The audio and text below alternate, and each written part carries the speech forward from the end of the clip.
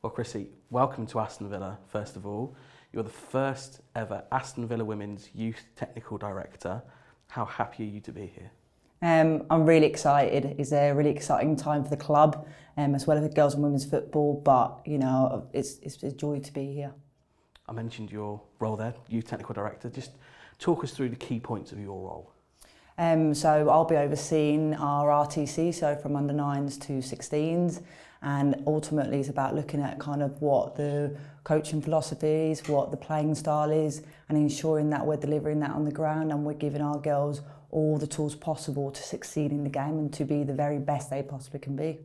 So is the ultimate goal then to mirror what happens on the men's side with the academy and the first team?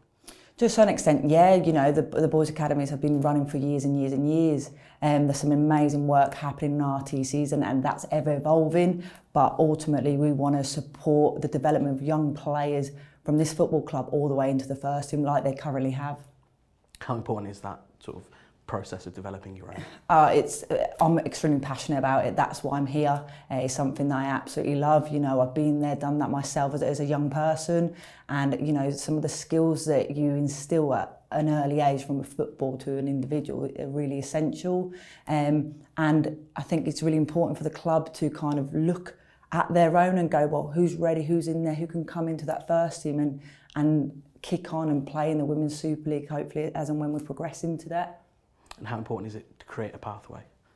Look, it's really important. At the minute, the club has from under 9s to 16s, as I mentioned, but the goal is that over the next 12 to 24 months is that we develop kind of an under 18s and academy, so that we put the steps in place for these young girls to kind of have the opportunity to go into first team. At 16, it's difficult. You know, players aren't necessarily ready at that age. There is some, but we have to give them the time and we have to support that development, especially if they're late maturers within the game. We have to give them that time, that support to be able to go into the club and into that first team that they want to.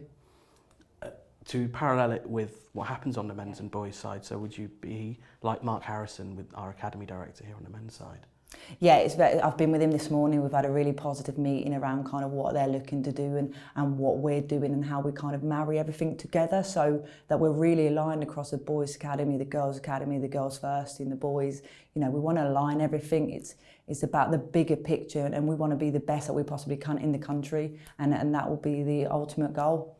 Of course, there's plenty of foundations to build on already because there's been a few come through the system and already playing in the Aston Villa women's first team. Yeah, look, there's a lot of players that have come through Aston Villa that are playing at a number of different clubs as well as the first team here currently. But there's been a lot of work that's needed to be done for a little while. So we've got some good foundations, but now it's really about kind of driving standards forwards, about having the right staff in the right areas with the right support to give our players, and not just the players, as well the parents and the staff, being able to give them the support to support the young players be the best they possibly can be and hopefully achieve their goal of, you know, playing internationally, playing for the first team. That's ultimately a young girl's dream. You mentioned the first team. Yeah. How much are you going to work alongside Gemma and the first team? Loads. Look, this was one of the biggest reasons I wanted to come here. I've got an excellent relationship with Gemma already and the rest of the staff. They've been incredible already in the short time that I've been here. But look, it's fundamental. We have to work aligned. If not, we won't be able to kind of support our girls to make that step into that first team. And it's got to be trusted as well. And you've got to trust what's going on across the whole pathway. And I think those conversations, those kind of agree to disagree moments are really fundamental to ensuring that we have the best youth pathway in the country. And that's, again, the goal and where we'll be working really hard to achieve. Touched upon the long-term goals there. What about the short-term goals?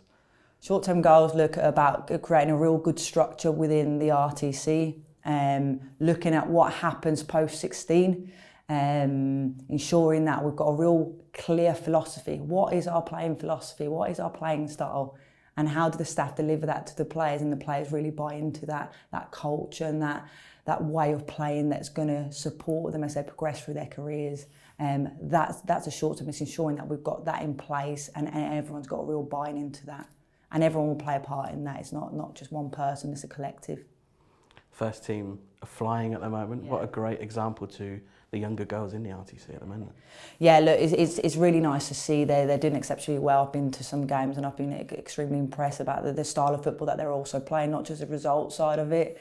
And I think our young players can now look up to some real good role models within that first team. You know, some of the girls that have come through the system already and others that have been brought in to kind of raise standards as well. So it's amazing. Our girls need role models and there's so many within that first team in there now that I'm really excited to kind of be a bigger part of that as well.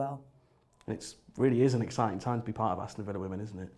100%, and like I said, one of the biggest reasons that I'm here now is a huge club with a huge vision for the girls and women's game, and there's not just talk. There's a hell of a lot of action in the background happening to ensure that we put all the right people in the right places to drive the whole girls and women's pathway in the right direction, and we're in a really good place right now, and I'm really excited to be here. And women's football in general in this country is in a great place, isn't it? Particularly off the back of the last World Cup. Yeah, like, look, for me, if the World Cup didn't excite young girls and parents and staff, nothing will. You know, it was an amazing World Cup to watch, and the Lionesses did it exceptionally well, and you know that they can now see that there's a potential future in the career, you know, as a player, but away from that in many other roles as well. So they now can see that end goal, and I think that's really important for these young players to have those role models around them.